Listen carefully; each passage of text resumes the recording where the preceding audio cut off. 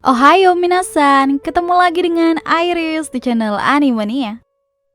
Halo pecinta animanga dimanapun kalian berada, kita kembali hadir untuk menemani waktu luang kamu nih. Kembali lagi di pembahasan kita tentang series, anime, dan manga Jujutsu Kaisen. Dan adapun yang menjadi fokus pembahasan kita kali ini adalah Sang Raja Kutukan. Siapa lagi kalau bukan Ryomen Sukuna. Ryomen Sukuna merupakan salah satu villain utama dalam series Jujutsu Kaisen. Julukan yang ia sandang juga bukan main-main, yaitu Raja Kutukan. Tentunya julukan tersebut diberikan bukan tanpa alasan. Sebagai salah satu tokoh terkuat, kira-kira teknik apa aja sih yang dimiliki oleh Sukuna?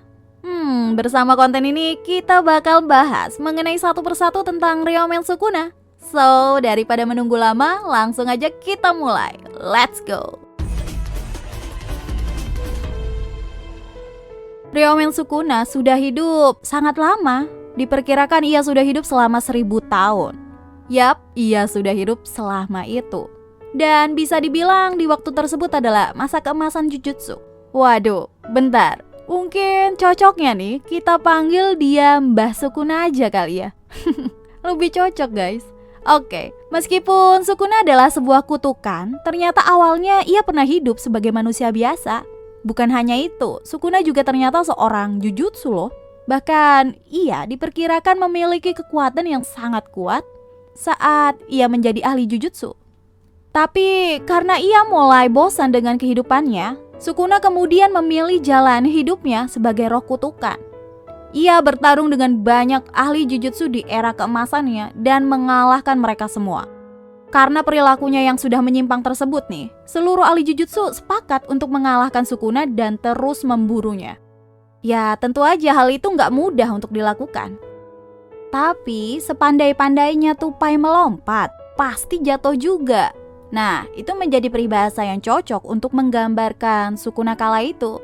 Walaupun mengorbankan begitu banyak ahli jujutsu, Sukuna pada akhirnya berhasil dikalahkan. Tetapi tubuhnya tidak bisa dihancurkan, termasuk ke-20 jari miliknya. Alhasil, para ahli jujutsu kemudian mengakalinya dengan menyegel 20 jari Sukuna serta menyebarkannya ke berbagai tempat agar kemungkinan Sukuna untuk dibangkitkan itu mengecil. Karena itulah jari Sukuna disebut sebagai objek kutukan terlarang. Tapi ya apa daya ya, sama si Itadori Yuji kan malah dimakan. PA banget ya kan dia. Saat ini Kang Sukuna ditampilkan mempunyai paras yang mirip banget nih dengan Itadori Yuji. Bedanya rambut dia agak jabrik serta memiliki tato yang mengitari tubuh dan wajahnya. Selanjutnya ia juga memiliki sepasang mata lagi di bawah mata normalnya tuh.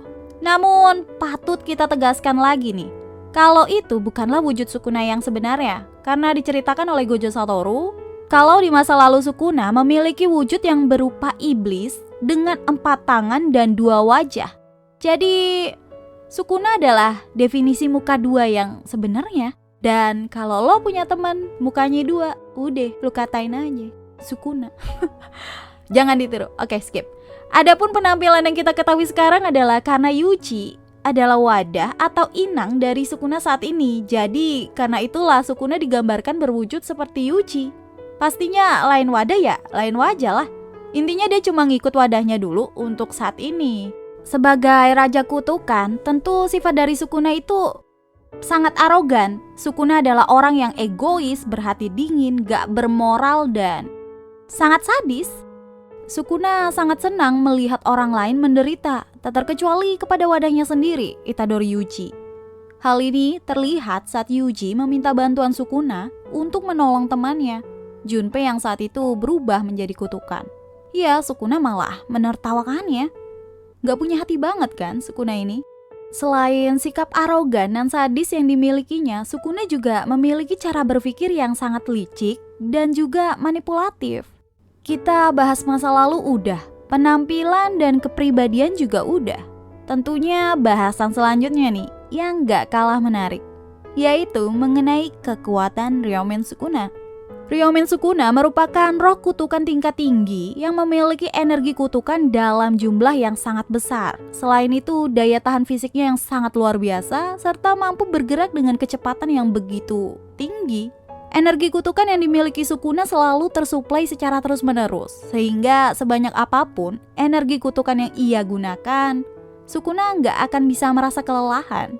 Sukuna dapat menggunakan energi kutukan pada tubuh inangnya juga. Misalnya nih, ia bisa memunculkan mata dan mulut tambahan pada tubuh asli Yuji. Serta Sukuna dapat menggunakan energi kutukan untuk meningkatkan daya tahan tubuh wadahnya.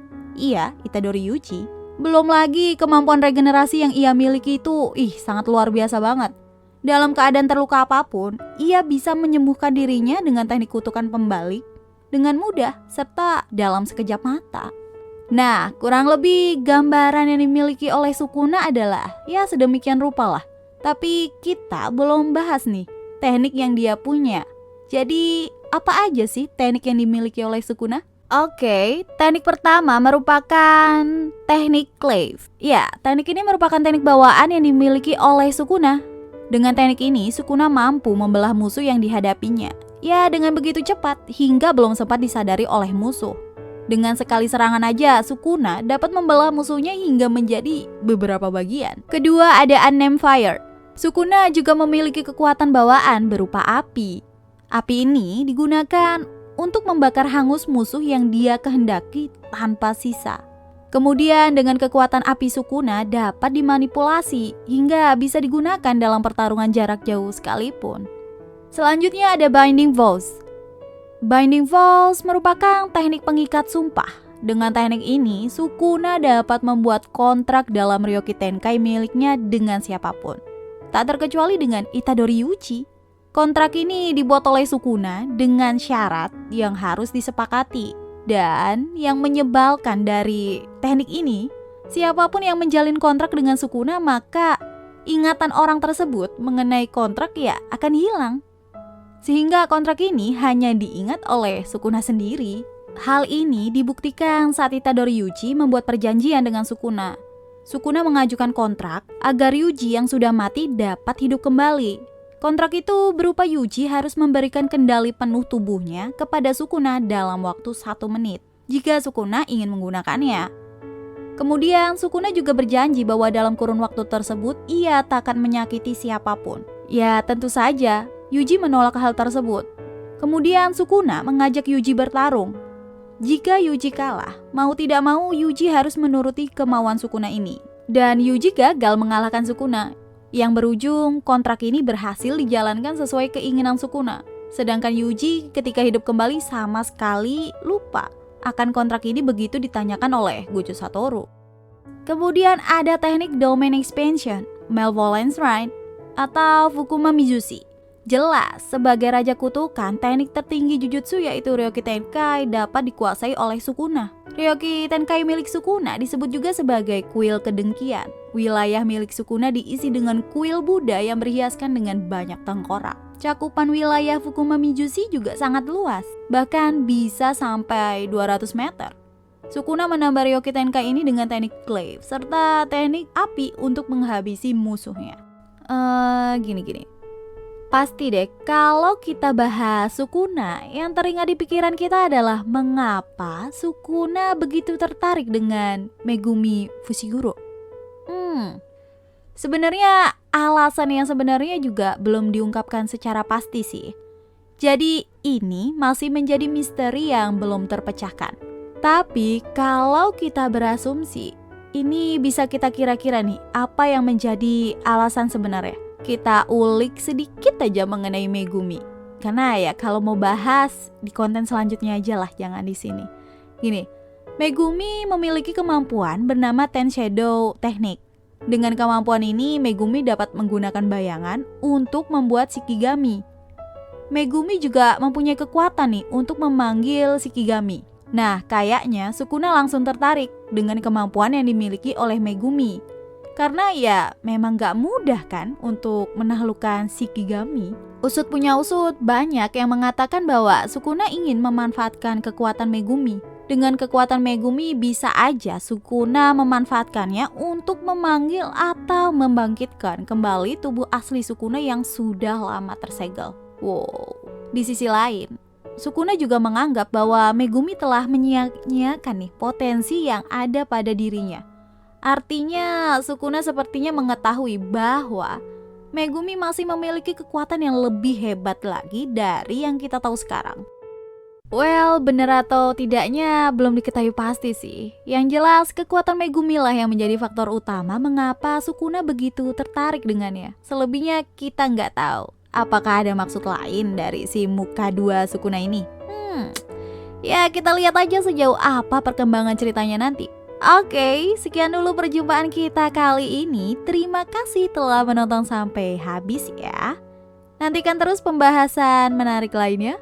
Sampai jumpa. So, see you again next time. Adios caramelos, stay safe everyone. Salam Animania.